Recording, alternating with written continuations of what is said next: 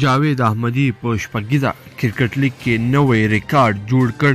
دا چې کوم ریکارډ یې جوړ کړی دی ویډیو را سره طرفه پورې وګورئ او زموږ دغه چینل هم در سره سبسکرایب کړئ.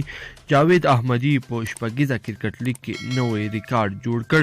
د بند امیر ښامارانو د فیل توپوهونکي جاوید احمدي د شپږیزې کرکټ لیګ په تاریخ کې نوی ریکارډ جوړ کړ او په خپل نوم یې کړ. په شپږیزه کرکټ لیګ کې مخکې د یوه لوبغاړي له لوري په یوه پاڼۍ کې تر ټولو زیاتې 100 منډې شوې وي، خو جاوید احمدي په نننۍ لوبه کې 119 ناسوځېدلې منډې وکړې.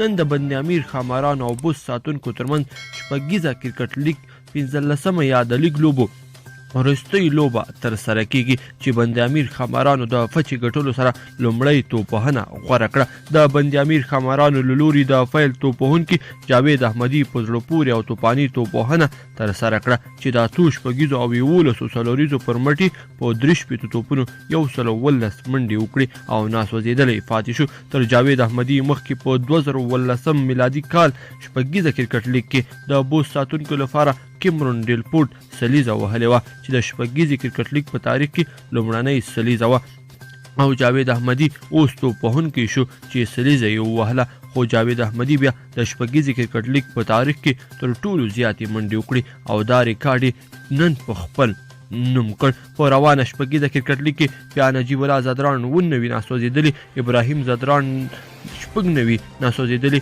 اصغر افغان 92 او ګلبدین نایب 1 منډې کړې دي. بند امیر ښامارانو په نننۍ لوبه کې د بوس ساتونکو لوبډلې ته 194 منډې هدف ټاکلی دی چې اوس به د بوس ساتونکي د دغه هدف د ترسره کولو لپاره هڅه کوي. د یادولو وړ ده چې نن د شپږیزې کرکټ لیګ د لومړي پړاو وروستۍ لوبه ده.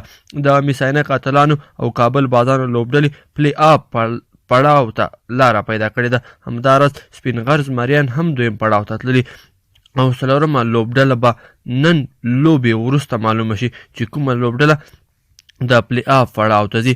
او نن بند امیر ښامارانو بوس ساتونکو ته همدا مهال ماتې ورکړه او بند امیر ښاماران پلی آف ته ولاړل. ګرانو کتونکو دغه وه زموږ نننۍ ویډیو. کومه ویډیو خوښه شوې وي نورو دوستانو سره هم شریکه کړئ او دغه ویډیو لایک هم کړئ. مننه.